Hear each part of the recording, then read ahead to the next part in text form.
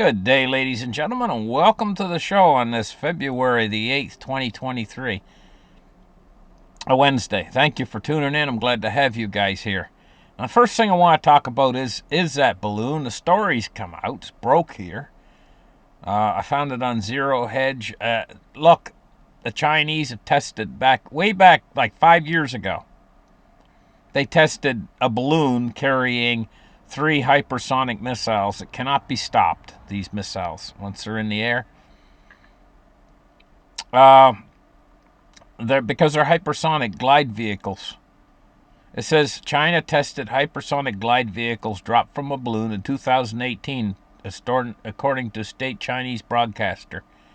If we scroll down here, we can see the balloons again. And here is even a video of the launch of the balloons right here from China. These are weapons that can carry nuclear weapons, these hypersonics. And, well, it just seems obvious to me. 3 of them, one for the East Coast, one for the center of the country, and the heartland of the country, and one for the West Coast. 3 EMPs would be. Think about it for a minute. The whole power grid goes down. All 3 parts of the power grid simultaneously. And with no hope of ever bringing it back on because you can't repair the transformers. It doesn't hurt the infrastructure, though, of the country. All of the factories, all of the goodies being buildings and cars and everything, remains intact. But what happens then when the power's out and it ain't coming back on? Well, the people would basically... You got a country that's got more guns than... per capita. It's absolutely unbelievable. And you got no food, no water? People are going to fight over it. What's left? And ultimately, maybe the idea is to just let the people destroy themselves or just die of starvation. I don't know. And that way the infrastructure remains intact. In other words, what's been built over the last 200 years remains relatively intact. Not blowing all to pieces like what we see in Ukraine right now. Anyway, I'm just theorizing about all that. But I'm not theorizing about this test that they did in China, of this balloon. And, what did we learn from all this? We seen the balloon. It flew into Canada. Canada didn't even detect it in its airspace, from what I understand. It started in Alaska. It flew all the way across Alaska. I guess Alaska didn't even detect it. Because it's up 85,000 feet and it doesn't make a significant radar target. It's very hard to detect. And so it flew all the way across Alaska, then all the way across Canada, all the way across the Canadian prairies, entered the United States' airspace, flew all the way across America, and didn't get destroyed until it exited America and flew out over the Atlantic Ocean. What can I say, guys? Anyway, let's get on and take a look at the markets. Now, maybe the Chinese and Russians don't even have to use any balloons or anything like that to have us destroy ourselves. Our markets are a Ponzi scheme and ready to destroy us anyway. The markets, everything right now, the Fed couldn't be helping anymore if they... I'm telling you, when they arranged in Jekyll Island, when they sat around a table in Jekyll Island in 1913, and they talked it out, and they figured out how to create a Ponzi scheme that would enrich themselves and would enrich all of their descendants, and they put this Ponzi scheme in place, and then Nixon helped back in 1971 when he took us off the gold standard. At least we had a back in the gold up until 1971. Inadvertently, Nixon took us off the gold standard, and that was the beginning of the end. That means the Ponzi scheme could inflate to infinity. And here we are, now with it overinflated to infinity, and the Fed's bursting the bubble. What are they thinking?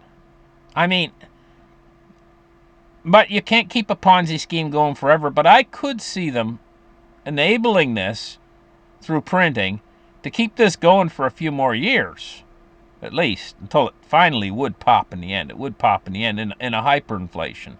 But they're popping it now. So what are they going to do? They're going to panic. The Fed, they're going to panic, guys, at a certain point, when their world comes crashing down around them. And believe me, the banking system out there right now, it's getting drained of liquidity, and it's getting ready to crack. It's getting ready to crack. And when it cracks, what's the Fed going to do? They're going to come, we didn't mean it, we didn't mean it, we didn't mean it. Oh, we got to pump more liquidity in. That's what the Fed's going to do, and they're going to print. And what's that going to do? It's going to stimulate the inflation even higher and a lot worse than we see now. So this whole thing's a total mess. It's a house of cards. The whole system is structured wrong to begin with. And perhaps this is why there's so much geopolitical events happening that's leading us headfirst toward World War III. We're headed headfirst toward it. The nations right now, Russia, China, United States, the big superpowers right now are preparing for war. It's going to take, it might not take that long, but they're preparing for war. They're preparing for World War III. They're essentially, our world leaders have decided and taken upon themselves that they are going to destroy the Northern Hemisphere. Utterly destroy the Northern Hemisphere. If not by radiation, and we got no say. We're the people. We got no say. The people in China don't have any say. The people in Russia don't have any say, really. The people over here, we don't really have any say. They're going to do it to us. So it's basically like they are in charge. We're the people. They're in charge. They're going to say, you bend over. Basically. And here it comes. I mean, this is what they're doing to us. And we as a people across the world, there's no anger or anything. There's just like they're ready to accept whatever the world leaders want to shove down their throat. There's no resistance whatsoever. It's like, yeah, okay, they're going to destroy the Northern Hemisphere. Most of the people got their heads hidden in the sand, and they don't want to know while it's happening. While we're watching it disintegrate toward that, most of the people out there are too busy.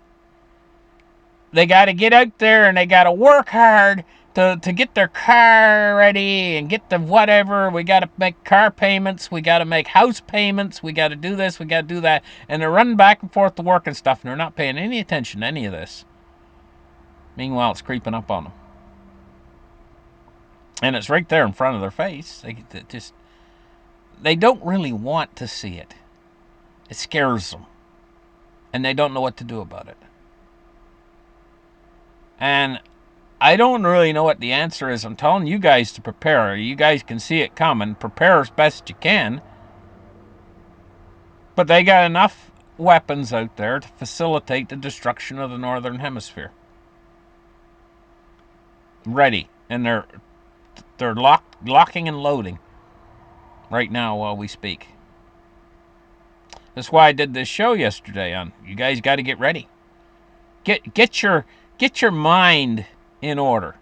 Realize what's really happening, because it doesn't do you any good to hide your head in the sand. You'll be like all these other people out there who basically just buy enough food to feed them for the day. You know? And they ignore all of this. Most people just go out to eat all the time. They just go out to eat, or they got a little bit of food at home, but it doesn't amount to a hill of beans. It's enough to last maybe 2 or 3 days, and it wouldn't be what they normally like to eat anyway. They're going to come knocking on your door when this thing hits, because they're going to be without food. So, guys, if you're prepping, just keep it on the QT. Or out from your friends and neighbors. I'm telling you guys, we could be moving into an awful rough world to live in. And it's our own making. It could have been not like this. It could have been so much better if the world was run in a normal way, with gold and silver as the underlying fundamental behind the financial system. And this is what the BRICS are doing now. The BRICS are putting away gold and silver. It's all going east. What do you think they're planning? Buying tons and tons and tons of gold. The east. And the west is just, where do you think it's coming from? Well, China is the biggest world producer of gold. But they keep all of they produce, and then they buy a whole lot more from all of us. They want our share too. They want it all. And then China and Russia's got just as much gold as China. And I think they're probably both in excess of 20,000 tons of gold. Russia and China both. And what do we got over here in the West? Well, they say they got gold in Fort Knox. They say they got, I think, 8,000 tons. But let's see. Have they ever verified it? It could be all a bunch of baloney. They might not have anything or hardly anything in Fort Knox. Anyway, looking at the gold price today, silver price is $22.30. These are getting ready to take off. And, when they're really going to take off, I'll tell you guys when they're really going to take off. Do you remember earlier in my show I was talking about the Fed doing a shift and change?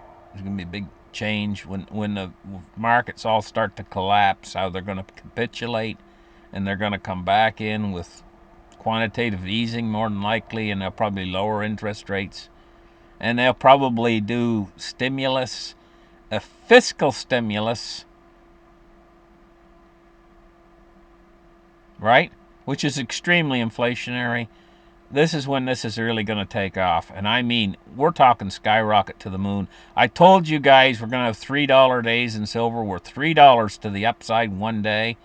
Multiple days. It might do that for 2 weeks in a row, 3 weeks in a row, maybe $6 a day even. It's got a lot of catching up to do. You guys get excited over $1 up or $2 up. That ain't nothing. You ain't seen nothing yet. And availability, when this stuff goes up like that, there's not going to be a lot pouring back into the market. People are going to hang on to it like glue, the people that have it. This is possibly the biggest bargain in the history of the world right now. And those little premiums that you have to pay, they're going to be meaningless to you if you have this stuff when the thing hits. Cryptocurrencies, I don't know. Biggest gamble in the world. This stuff, rock solid place to put your money, as far as I'm concerned. Because the cost of mining this stuff right now is almost the same cost, very similar to the cost you pay for it, except for the premium. Okay, because they know what it costs to mine it, and they're just keeping it slightly above mining production costs. They know they can't go below it. This is why you didn't see it go down to 18, 17, 16, 15 or anything. They would have drove it down to that with their paper short contracts if they could have got away with it. They knew they couldn't get away with it, so they've been keeping it just over mining it because they don't want the miners to stop. And so you're buying something with a solid floor underneath it. Gold today, $18.75 for gold today. There you go. Now, cryptocurrency, we're seeing Bitcoin at 22,900 and Ethereum at 1647. See, I'm not saying not to buy cryptocurrencies, but I'm saying understand the risk associated with cryptocurrency. This stuff could go to the moon, or it could go down awfully low, and you could lose an awful lot of money, especially in a market crash. So just beware of cryptocurrencies. Beware that do not. I've said this on my show, going all the way back to my channel. You heard me say this if you've been a follower of me for a long time. That cryptocurrency, do not spend money that you wouldn't be willing to just burn or get rid of. Just your excess. If you're going to invest in cryptocurrency, just invest the money that you can afford to lose, or money to burn. If you got money to burn, that's what the money to put in the cryptocurrency. This is a very, very scatterbrained asset class that could go in any direction, and you could lose a lot of money on this stuff. Okay, but for the gambler out there, 33,982 for the stock market today for the Dow, the big market. 174 points down. This could be the beginning of something, the beginning of a downward trend. Taking a look at the S&P 500 is at 41.24. It's down 39 points on the day so far. Taking a look at oil, 77.42. It's up 28 cents. It's an oil-based economy. And I'm going to tell you what, guys. The Middle East right now is a powder keg because of this war that's starting to be generated. And oil prices could go obscenely high, or it could be awfully hard to get it at the pump even. Boy, oh boy. What a time we're going through right now. Bonds and rates today, we're looking at mixed bag. The middle of the yield curve is falling. Long end is rising and the short end is rising. We're looking at a U.S. 10-year at 3.67. It's up marginally. U.S. 30 years at 3.73, and it's up 2.9 basis points. And the U.S. dollar index today is at 103.35. So there you have it. They did a test like 5 years ago of these hypersonic missiles carried from of the exact same balloon that they flew across the United States. And I'm not sure of the warhead size, but these warheads, if they're blowing up at high altitude, yield an massive EMP. It's 1,000 times more powerful than an ordinary EMP. And so for those people out there who say, oh, EMPs don't work. They don't work. Well, the United States government has known since the 1950s that they do work. And that they can take down a power grid. And they only tested a 1.7 kiloton EMP from a high altitude, and it was 1,000 times more powerful than a regular EMP from a big blast. And it was only 1.7 kilotons. That's not very big in nuclear terms. Well, of course, it's 1,700 tons of TNT equal to. But, when you're talking megatons, which is 1,000,000 tons of TNT, like, a lot of people out there, they don't understand how this works. A kiloton is 1,000 tons of TNT. A megaton is 1,000,000 tons of TNT. So it's 1,000 times bigger. So the bomb dropped on Hiroshima. I think it was like 13 kilotons. And then we started to move into the megaton range, which is a lot bigger. The typical bombs that they have in their arsenal on these ICBMs are about I think the Russian ones are about 500 kilotons, which is a half a megaton, And the blast diameter, everything's vaporized within the first mile of the blast. Pretty much everything's vaporized within the first mile. And you get out 2 miles away, then you start to see tremendous damage 2 miles away, because you're going to get hit with about a 200 mile per hour shock wave. 200 miles per hour boom, it hits. 200-mile-an-hour wind. So it's going to wreck most buildings. That's 2 miles away. And when you get 3 miles away, the shock wave is about, more or less, about 100 miles an hour, the shock wave. And it's still a significant shock wave that smashes windows and stuff, you know. And you get out about 4 miles away, you know. And then the shock wave lessens to a greater degree again. And it's more like, you know, more like something that's going to maybe not even break a window at 4 miles. You know, you get out 10 miles away, and it still rattles the windows, you know, but it typically doesn't break them at 10 miles away. You know, and you get a little burst of wind at 10 miles away, like you feel it, boom, it hits. You feel a thud in your body, you know, and it hits 10 miles away. But what you got to watch out for 10 miles away is the infrared radiation. Now, don't look at it, you'll blind you at 10 miles away. It'll blind your eyes. Fall down to the ground and cover your face, even at 10 miles away, and try to cover as much of your skin as you can, because it'll give you bad burns on your skin at 10 miles away, even if you leave exposed skin. So you got to try to find cover. This is why they told everybody, you know, like, they made fun of those things back in the 1950s where they were teaching all the kids to drop and duck and cover, you know, underneath their school desk and stuff. They made fun of that. And they said, oh, that's no good and stuff. No, it is good.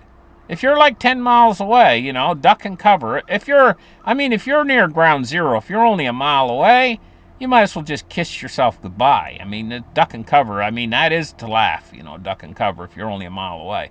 But if you're like 10 miles away, which is, most people are going to be a fairly substantial distance away, duck and cover does work. It lessens the amount of, and who wants to get burned, you know? But it might not come to that. It might be an EMP attack. You just don't know what kind of attack they're planning. Never underestimate the enemy, you know, or what they'll do. And I mean, nobody wants to have enemies, right? We don't want to have enemies. But by gosh, we got enemies. It seems like enemies pop up. Why? Why should there be enemies? But there is enemies. And so you got to take that into consideration, that your enemy means to do you in. This is the kind of world. Why do we have to live in a world like that? Well, who creates the enemies? Well, I'll tell you who creates the enemies is the world leaders. They turn the key on all this. It's world leaders. They create the enemies for you. You know? And they tell you when they're your enemy. And then the enemies, they tell them on the other side, they tell them that you're the enemy. So on one side they tell them, oh, they're over there, those are the enemy now. They tell the people, and then the people say, oh, they're the enemy. Yeah, they're the enemy now. And then on the other side, they do exactly the same thing. So they create the enemy. It's the world leaders. So who really is our enemy?